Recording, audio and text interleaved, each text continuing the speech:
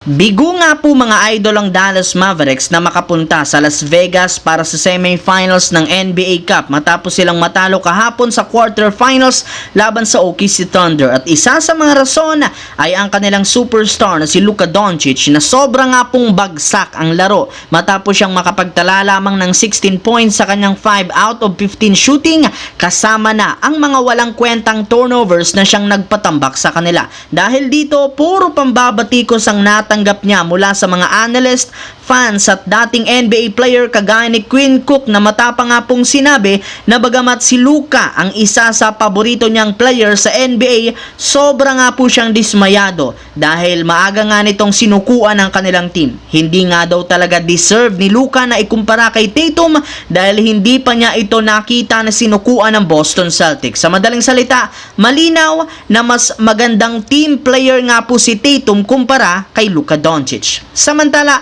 kamakailan lamang usap-usapan sa internet ang posibleng pag-request ng trade ni LeBron sa Lakers kasunod ng patuloy na pagkatalo ng kanilang team. Iba't ibang klaseng rumors na naman ang nagsilabasan tungkol sa kanya, kagaya ng paglipat nga daw nito sa Golden State kasama si Stephen Curry. Ngunit ayon nga po sa inilabas na balita ni Brian Windhorst ng ESPN, wala nga pong indikasyon na magre-request ito ng trade. Sa ngayon, hindi ito nakasama sa practice ng team dahil sa personal na rason. Pero ayon sa ilang mga analyst, gusto pa rin naman nga nitong mag-upgrade ang Lakers sa kasalukuyang lineup. Ibig sabihin, pinipilit na nga nito ang front office, lalo si Rob Pelinka ang gumawa ng trade. At isa sa priority nila ay ang pagpapabalik sa dating gwardya na si Dennis Schroeder mula sa Brooklyn Nets. Willing rin naman nga po ang Lakers na magsakripisyo dito ng isang future first round pick para maibalik si Schroeder at makuha ang isa sa kanilang target na si Dorian Finney-Smith.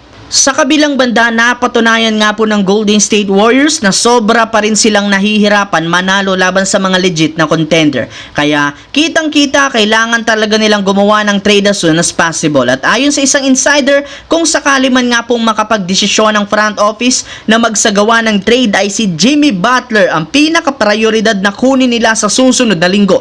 Ito na rin naman ang pinakamalaki, pinakamagaling na player na available na pwede nilang makuha gamit si Jonathan Kuminga.